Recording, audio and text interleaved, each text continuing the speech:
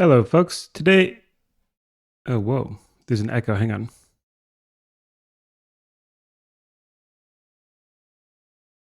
All right.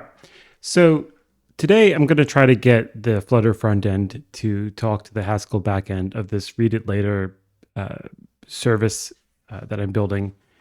And yesterday I just verified that Flutter compiles. Now I would like to get Flutter to send a gRPC message to Haskell. But before we do that, I renamed the proto directory to protos with an S. So I have to change some of the build files. And let's see if I'm not sure how much I have to change. This should all be fine, except this is in the same directory, right? That should be like this. And is there anything else? I'm not sure. Do we have to regenerate the Haskell protos? I don't think so.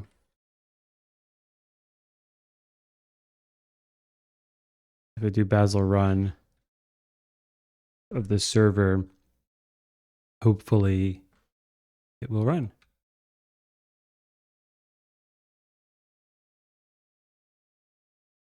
It doesn't seem to be not running. Oh, it's still analyzing? What? I'm not sure why this analyzing step takes so long. Oh, and it, I guess, has to compile. I'm not sure.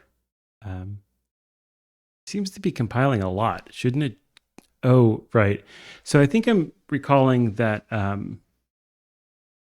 rules Haskell doesn't, the way it's set up currently, at least it doesn't support like incremental compilation. So when you change something, a lot of stuff recompiles because of the I think it's because of the unit of dependency for the Bazel rules Haskell rules is essentially a package instead of a module.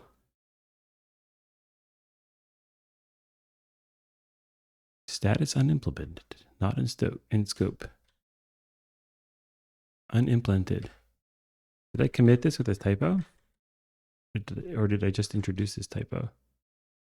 What is this, 31?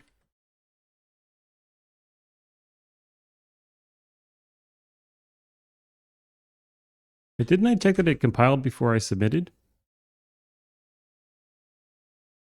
I thought I did. So it's building, but will it run? Did I tell it to run? Yeah, okay. So supposedly it's running. I copied this file, most of this file from the tutorial example, and nothing is logged when the server starts, which is a little bit disorienting. But that's fine for now. Let's take a look at the dummy handlers and see if I made the typo. Yeah, so this typo is here.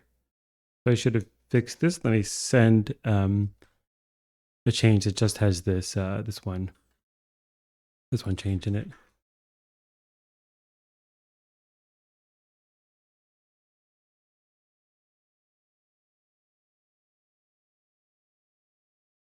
Fix typo in.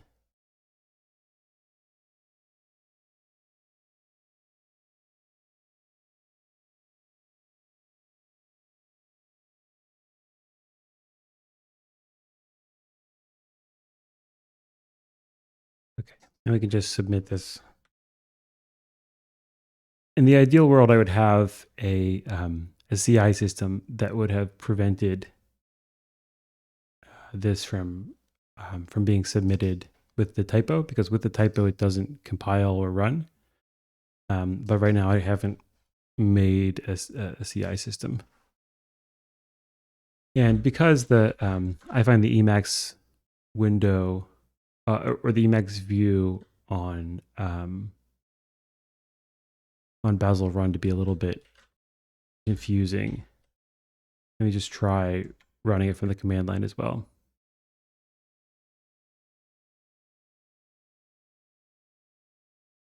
So yeah, okay, seems to be running.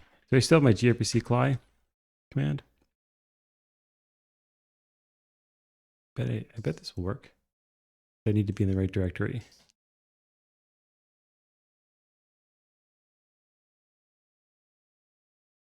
I need to be in the even writer directory. Oh, you know what? Protos is renamed, so I need that needs to change too. Okay, great. RPC failed. Alrighty. Now let's what? Let's send it some messages from Flutter. Can we do so? Let me kick off Android Studio. I need a better way of starting Android Studio. Maybe I can have an icon or something. Or can I start it from here? No. All right, so I imported the protos correctly, and maybe I can just add something to run app. But I need to configure a client. And so presumably I need to do that in some file that's not it's not main.dart. So right now what this is literally just I called Flutter create, and it makes this demo app. So it's just some demo app. But that's a detail. I'm not so concerned about the UI. I'm just concerned about, can I get Dart to send RPC? So here's the Flutter demo UI.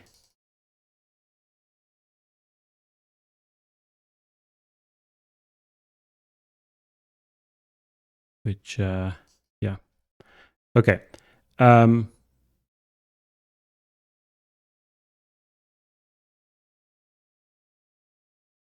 What if I look up? So there's some Dart protobuf quick start.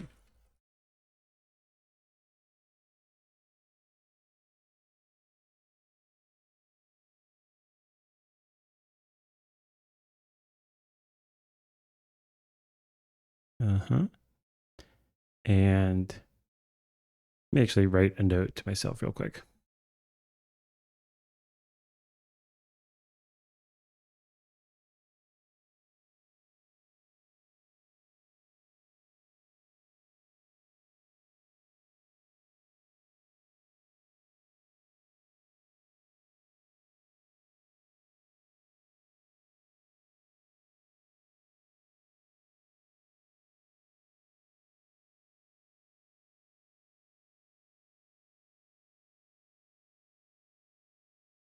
Okay.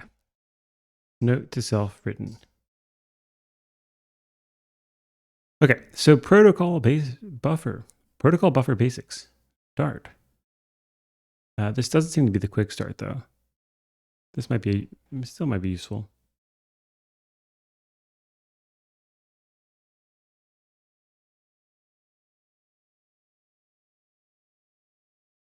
This is writing a message, but is there a client?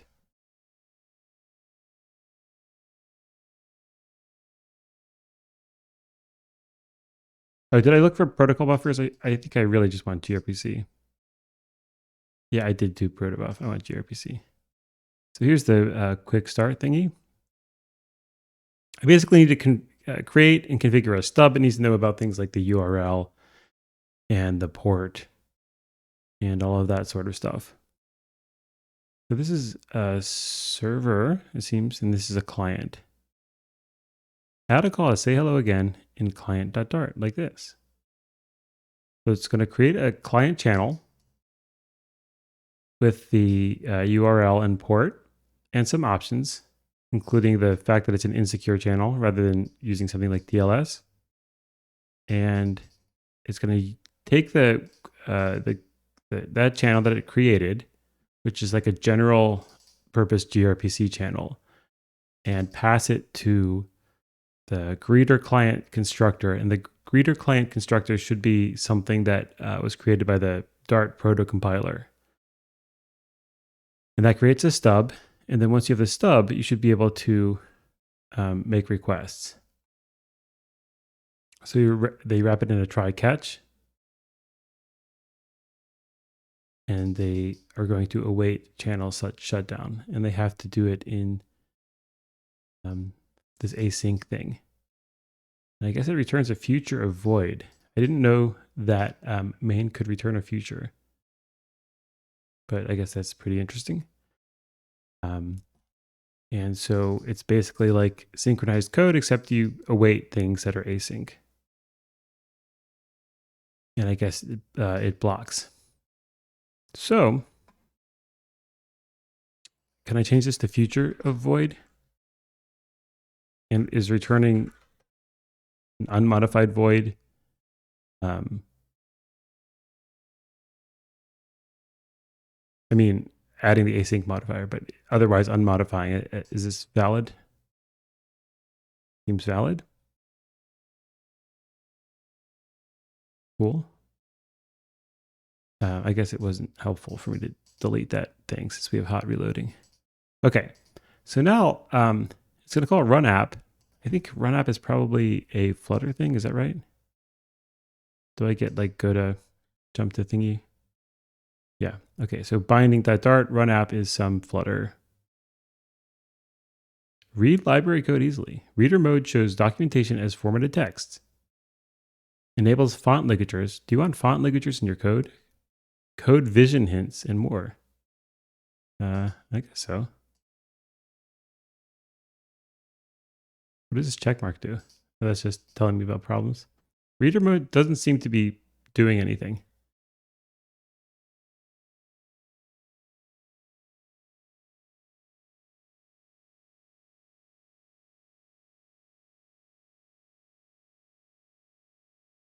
Enable reader mode.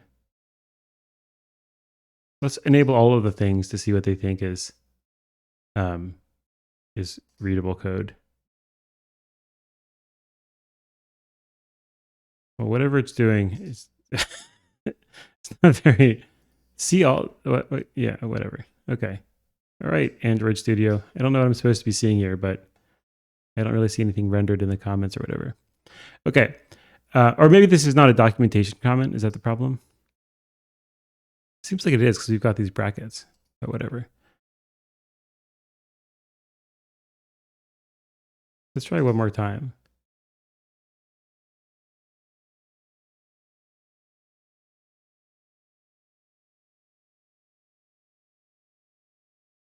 Something is like changing, but I'm not sure what it is. Okay, whatever. Anyway, run app is some thingamajig, some Flutter thing. And then my app is, I guess, the thing that the app implements. And what is it doing? It's going to extend stateless widget. So my app should, I guess, just be some widget implementation. And we've got this const my app of super key. I guess that's just doing some sort of inheritance stuff to the super. And it says this widget is the root of your application. So this is the root widget, which we looked at Flutter before. It's some large tree, and then this is, I guess, the root of the tree. And it's going to return a material app, and this is going to be some widget thingy. And so where in here can I sneak some new code? It's going to call my homepage. And my homepage is a stateful widget.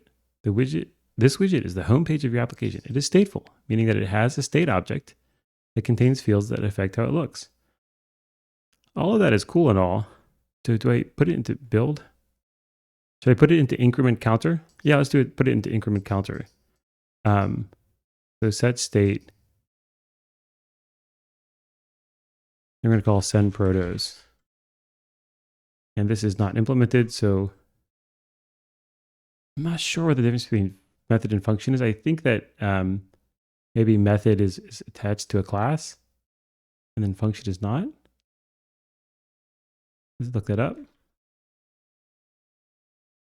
Function versus method in Dart.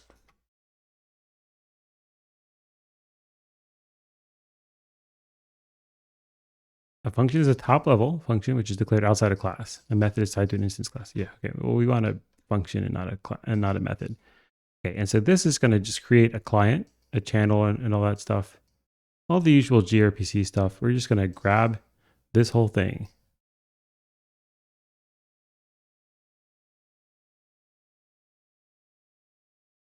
Yeah, you think analysis issues are found, but they're not.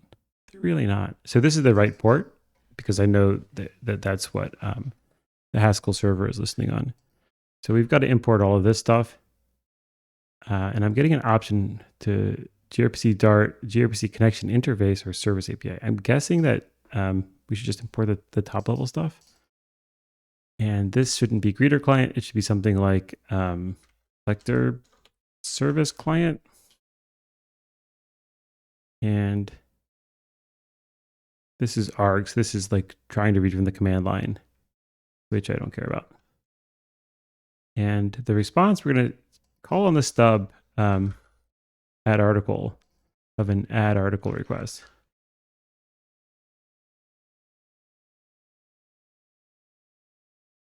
And what is this syntax? The syntax is, I guess, is a way of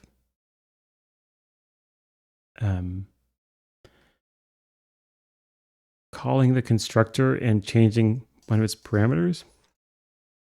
And I forget what the article request, I think it's just called URL. And we'll add the article, the URL HTTPS, cats.example.com.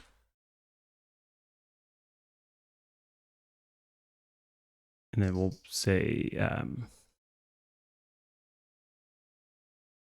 Flutter service client received some response dot. So this is print response. Can we print the response?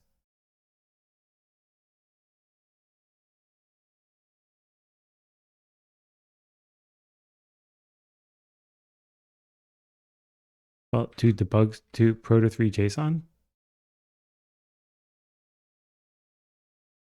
And then I guess we'll call delete article with the delete article request. And I guess we have to pass in the article ID. And we'll just pass in -1. I think that I made this an unsigned int, did I? Well, let's, yeah. Oh, it just says int64. Shouldn't it be an unsigned int? What am I doing? So let's go back to protos.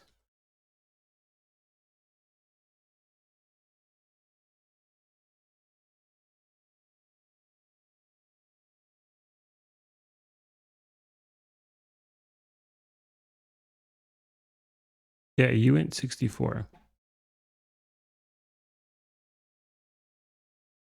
But I'll try setting it to -1. The value of type response cannot be assigned to O. So I guess I have to change this response to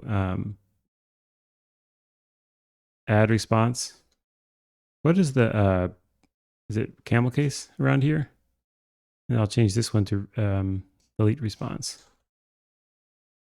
And assuming I get this to work, these should both be, they should both get, what's the word? Unimplemented returned.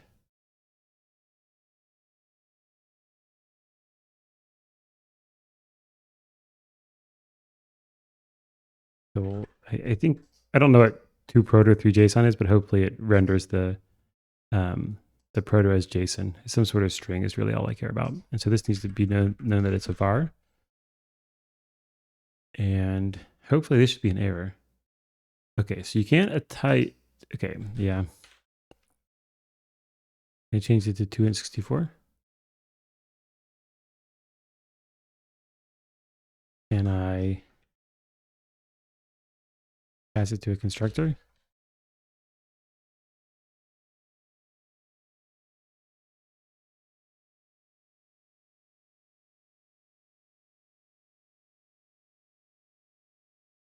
There's some way of getting an int64. Let's see if I can look at the code, the generated code, and see what it uses for int64. Fixed num. Is it fixed num.int64? Maybe capital I. Let's see what the capitalization is. Capital I int64. So now I have to import fixed num.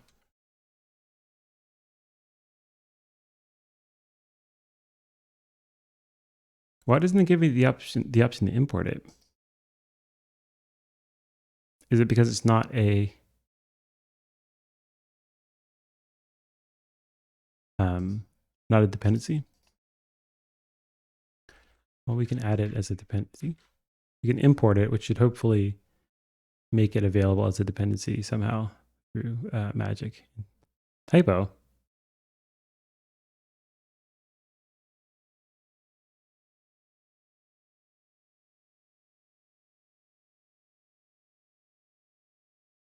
Okay, so now it's used. It should still object, possibly because it's not a direct dependency, although it is at least a transitive dependency. I have some sort of errors, and they're all down here. And it doesn't like these awaits, maybe because it's not async. So I guess it has to also return future avoid.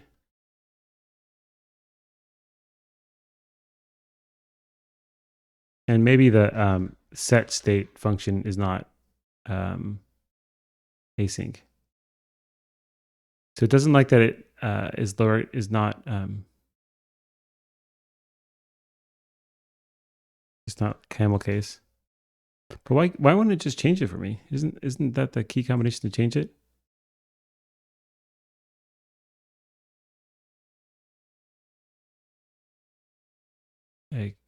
I thought it was, but it doesn't seem to be giving me the obvious opportunity to change it. Can I introduce extra white space here? Oops. Whoa. Here. No, that's not pretty. How about here? Oops. What am I hitting that's taking me up there?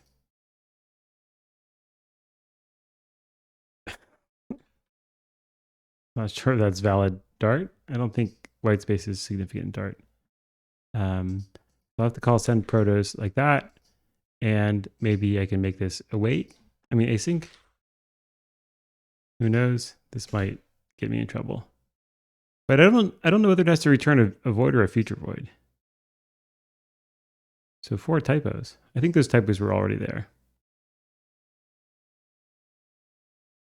So this is I don't think this should be right because I shouldn't be able to assign an int64 to an unsigned int64 unless fixed num int64 is. Oh wait, these are unsigned. I meant to do signed.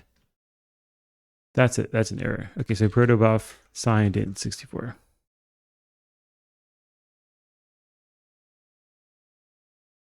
So is the default? Yeah, I think the default is just signed, right? Signed integers. No, unsigned. That is what I want. Yeah. Okay, so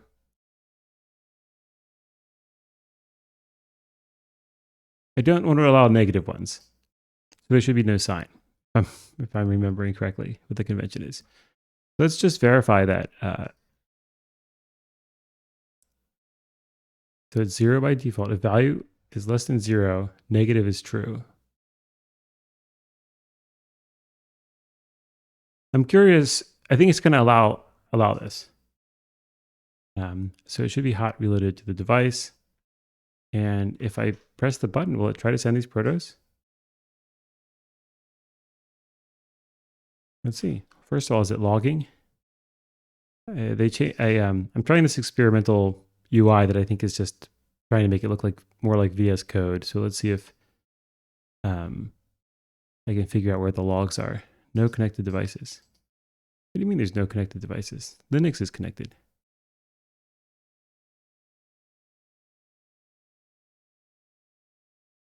Do I have to run it in debug mode? That's attach debugger to Android process.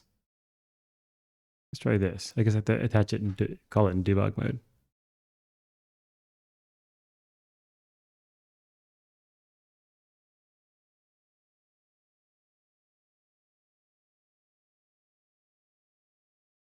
Okay, so I'm getting it unimplemented, which is good. And it's taking me to this this try catch thing, so I don't get to call both methods. but I should be able to verify that if I just comment these out, will it do the hot run stuff?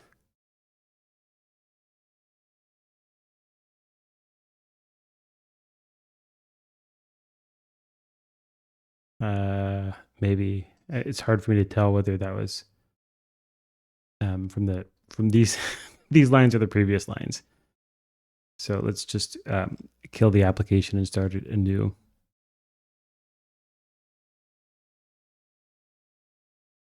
Yeah. Okay. So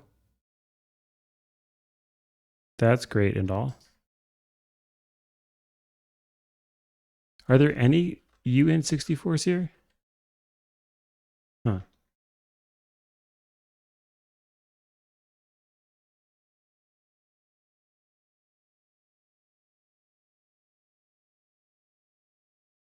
How do I declare 64-bit unsigned int in Dart?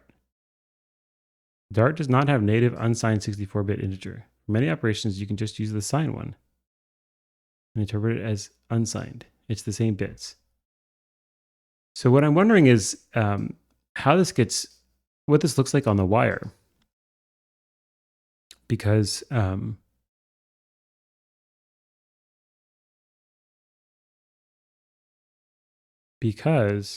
would like to know if the Haskell world sees some sort of signed int, or if the fixed num library like tries to send some version of -1 that ends up turning into 1 when it gets serialized.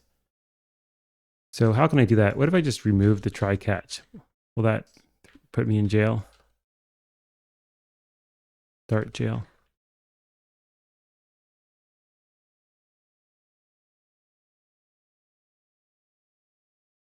Okay.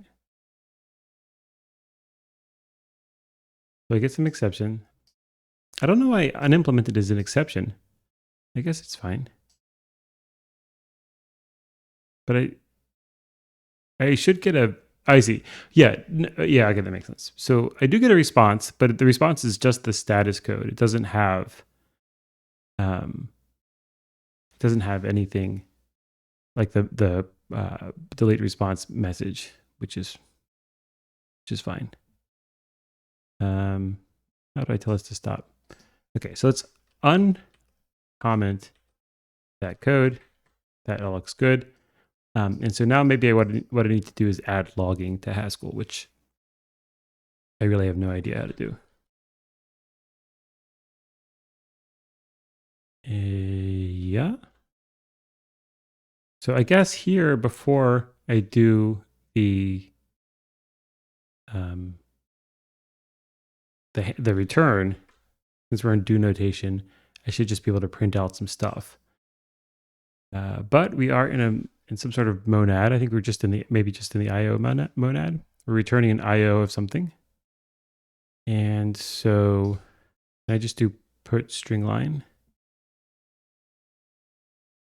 I might have to do something fancier. I kind of forget all of this stuff. Let's just try put string line hello and see if that compiles. And we'll kill the server from the command line and run it from Emacs.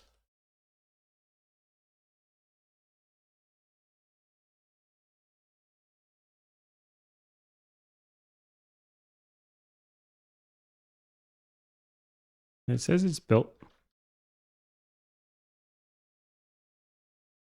Where did my Flutter app go? What? Oh, that's the logo, I guess, for the new logo for Android Studio, and I killed the actual app. Oh, but do I get log messages in Emacs? I think I do. Yeah, hello, hello, hello. Great. All right, so now let's print out the actual request. How do I do that? I don't know. I think there should be some like conversion to JSON.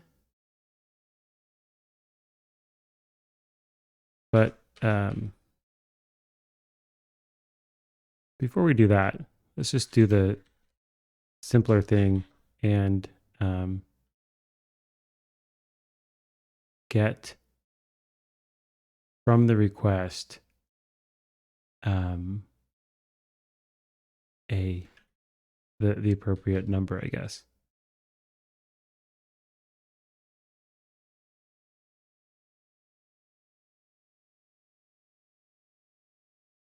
Oh, wait, this is saying the delete article request as URL. So this should be article ID. I think, in fact, all of these should be article ID.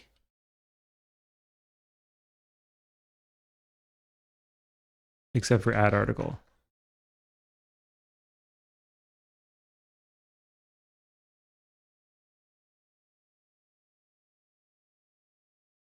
Maybe camel case. And can I just refer to this article ID now?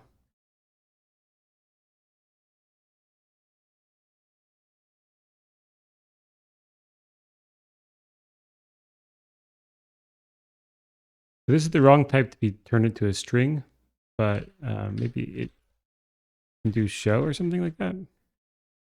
I don't really remember how this all works in Haskell.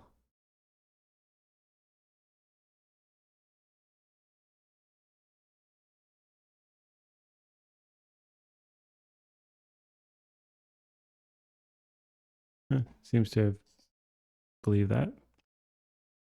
Although now I'm getting, I'm running into the problem that this is catching the error, network error. Oh, well.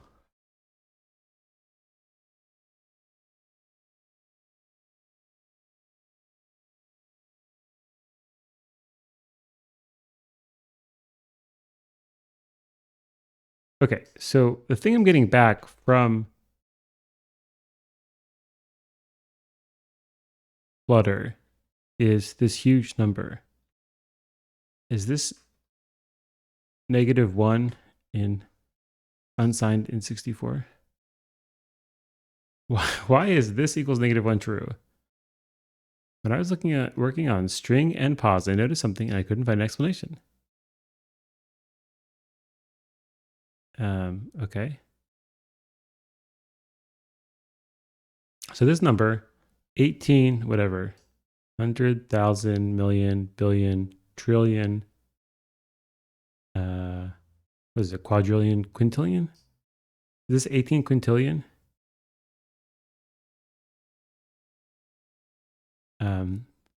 Is actually 2 to the 64 minus 1. Yeah. Okay. That was basically my question. The important thing is there 264 to minus 1 is essentially a 0 base to the 64. The first digit of an unsigned integer is 0, not 1, so the maximum value is 1. Okay. Yeah. All right. Well, so it is sending -1, but it's sending -1 in a way that's interpreted as an unsigned in 64, which is unpleasant and buggy. So that's kind of a foot gun. But what if we just send 1? Can we verify that we can, if we stick to the correct type just by discipline instead of by type system, do we get what we want? Yes. Okay, so if we do that, then we get the correct type is sent. It's an unsigned integer. And that's good. So I'm sending messages. Excellent. Okay, so now what's the next logical thing I want to do? Well, maybe for one, we should do some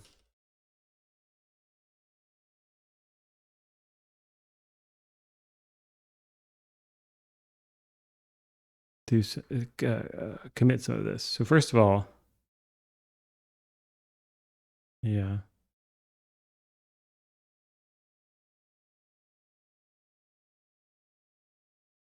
Let's do the proto renaming.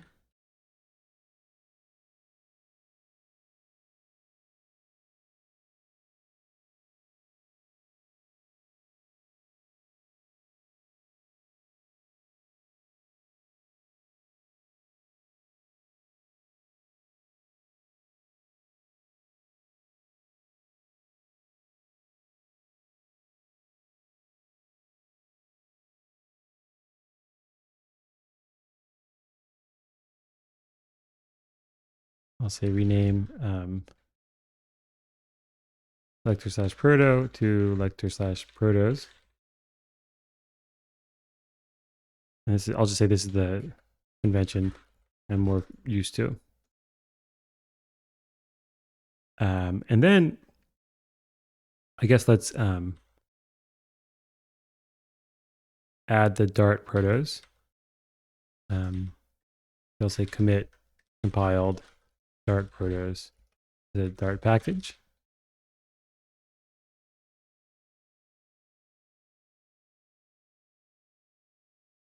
And here,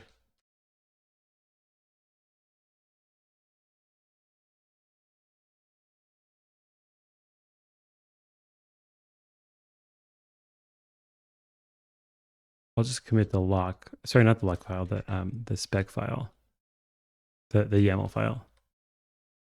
I think the log file has changes from other commits. Add gRPC and lector proto dependencies to Flutter. And then I will say simple integration test of Flutter and Haskell of lector front and back end. Okay. Those are good.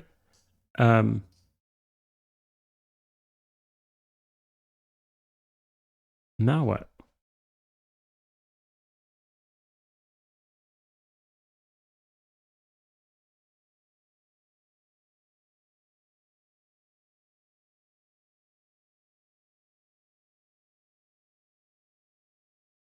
Okay. Let's see if we can plow forward. So one thing we will have to do, I guess, is tear down all of this Flutter cruft. Let me take a look at the UI, like just visually. Is the counter actually interesting? Maybe I do want to know how many times I've pushed the button. I'm not sure, but maybe let's take a visual inspection of it.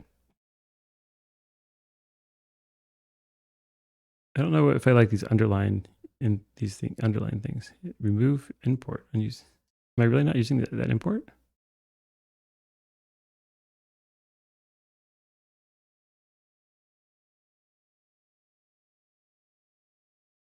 So it does want me to add fixed num as a dependency. I don't know if there's another way to create these protos without using fixed num. So I guess I do have to have it as a dependency. But which version?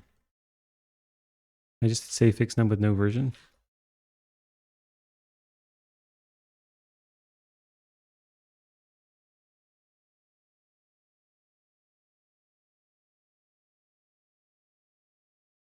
I don't know. I just say, is this a reasonable thing to do? 1.1.0. Let's find out what version fixed num is currently at.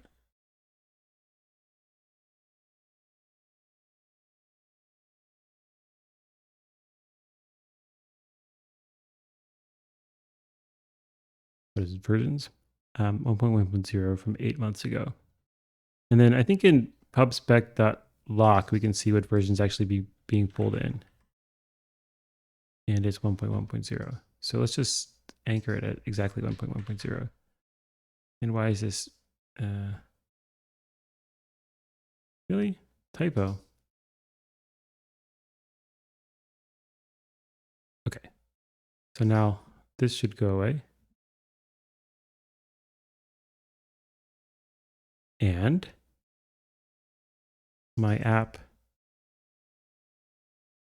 let's rename this. I guess just a lector. Material app theme demo, Flutter demo.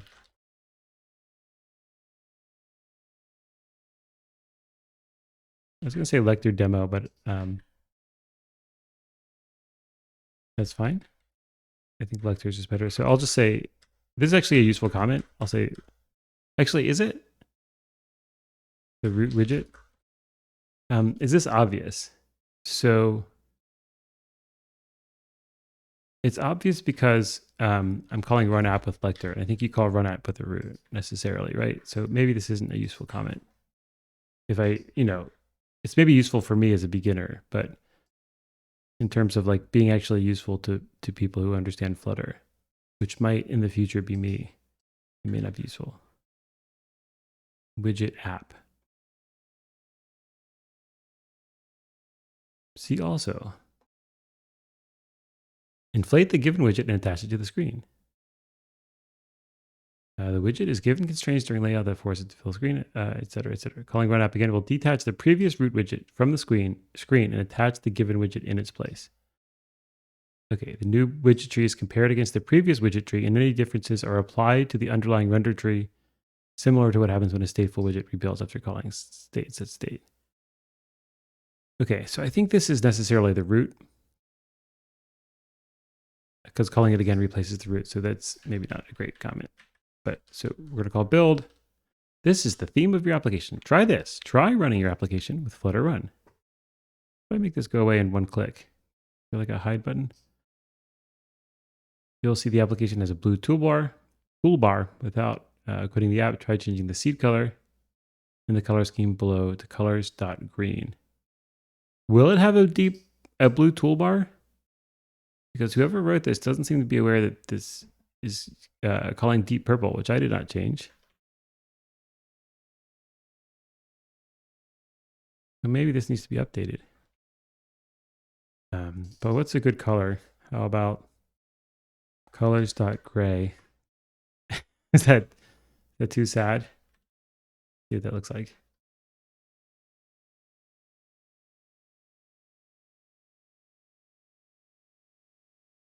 That's blue. How about pink?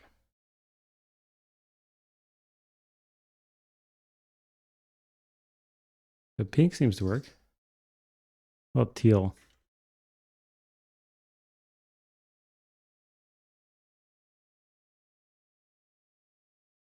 Is there like a dark green? Light green, green accent. How about green for now? It's a bit bright.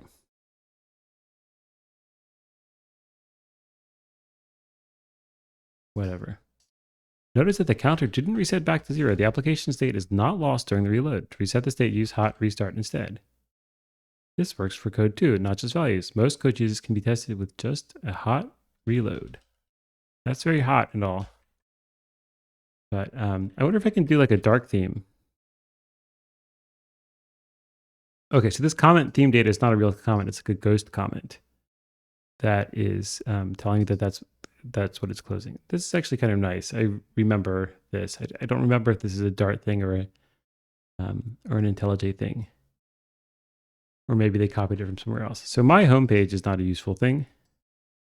This widget is the homepage of your application. It is, sorry, not useful as in, it's not a good title for something. This widget is the homepage of your app. I mean, it's a fine title for the output of Flutter create, but not for like actually sticking with. So it's the homepage of my application. It's stateful, meaning that it has a state object defined below that contains fields that affect how it looks. The class is, the class is the configuration of your state. It holds the value, in this case, the title provided by the parent. So the parent provides the title. In this case, the app widget is the parent and is used by the build method of the state. Fields in the widget subclass are always marked final. Okay, so Flutter demo homepage is I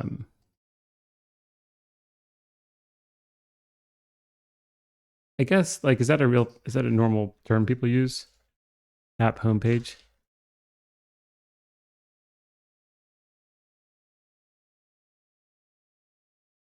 I guess it's a thing.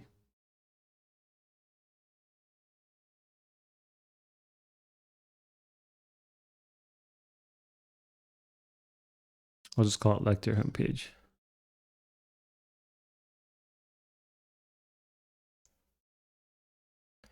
Okay, but I don't need this comment.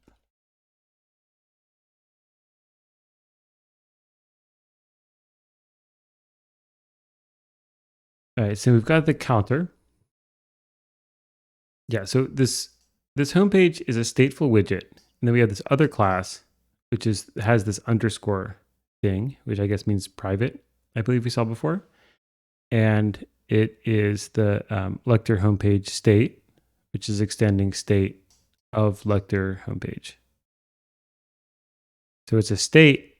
It has a thing inside of it. I'm guessing this internally. What really is going on is that the state object is a container.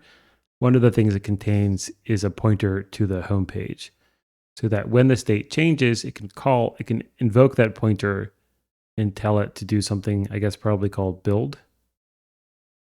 Is there a build? Somewhere there should be a build. I guess actually build is part of the state.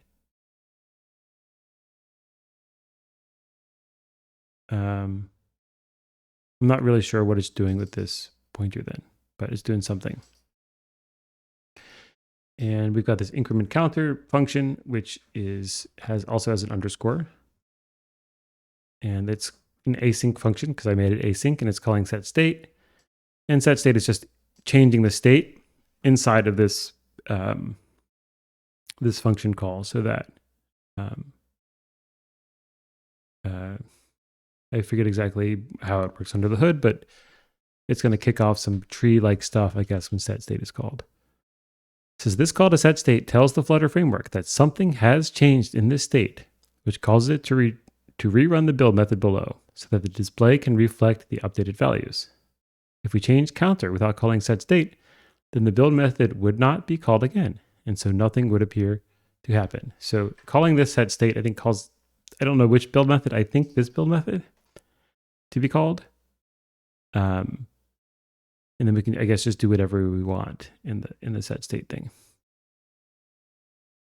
And then build, this method is rerun every time, yeah, there we go, every time set state is called. For instance, as done by the increment counter method above. And I guess you can have arbitrarily many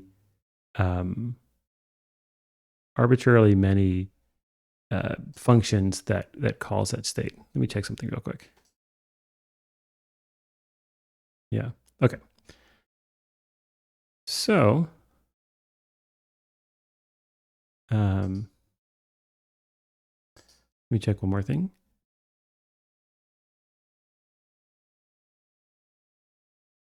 Okay, so the set state makes this go off, and set state is just kind of this magic function that something else in the framework, I guess, has a hold of and knows when it's being called, or else there's some magic sort of stuff that makes sure that when you call it, build is called or build is marked as dirty or whatever. So the Flutter framework has been optimized to make rerunning build methods fast, so you can just rebuild anything that needs updating rather than having to individual change instances of widgets. Okay, great. So the thing that the state, so the scaffold and the app bar are part of the homepage state. Does that make sense? I guess they're stateful, right? Because they have stuff in them. They have like the string, but the string can't change, can it? Only the counter changes, I believe. And how do we know that? I guess we know that because it's like a top level class variable that's mutable. Oh, I guess this can change because the app bar can change because we can change the color and stuff. So they are stateful in that sense. And so I already read that comment previously. This one says, here we take the value from the my homepage object that was created by app.build and use it to set our app bar title. Okay, so we can change the title, but it's here, right? This should be the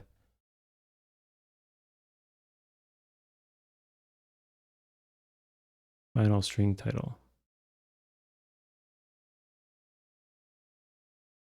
And it's passed into the constructor here.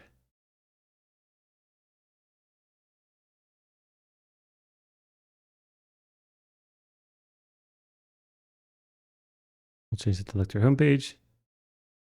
Now, lector homepage is stateful. But changing the title, I don't think calls set state, does it? So let's see if it does change it. Why? I'm not sure. Maybe because of hot reload.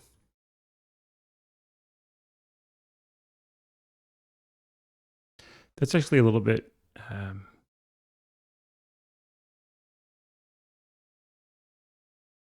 Yeah, I'm not sure. Let me just make sure this is the right string. Yeah, I guess I don't really understand why changing this causes a state change because we're not calling set state, at least not explicitly. I'm guessing it might have to do something with hot reload, that there's like a that they're doing some work explicitly to reload during development. But if you know something about that, let me know. And then the center is a layout widget. It takes a single child and positions it in the middle of the parent. So we've got the scaffold and an app bar, and the app bar has a text for the title, and then we're going to center everything, and then there's a column. I actually remember how columns work, so I'm going to delete that. And we've got a floating action button, which is below the center, so it's not centered. But if we change this, this should, whoops. We like change that so the center's in the middle. And shouldn't the floating action button change? No?